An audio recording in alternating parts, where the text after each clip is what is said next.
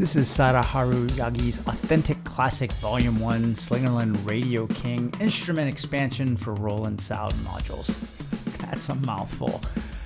CLX stands for Classic, and as the name suggests, this expansion is based on a Slingerland Radio King drum set. The kit includes 3 rack toms, 7x10, 8x12, and 9x13.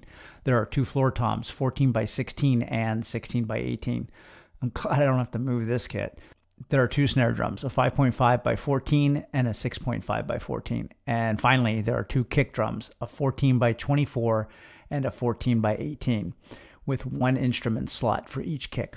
We'll start by listening to a sample of each drum loaded into a default kit with the tuning set to 0 and with no EQ or compression.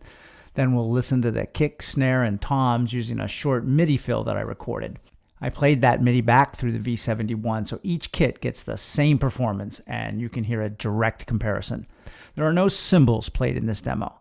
As each kit plays, you'll see an image with a table showing the layers, muffling, tuning, and shell size for each drum. If there are extra drums layered into the sound, you'll also see additional drums on the floor representing those layers. Let's give it a listen.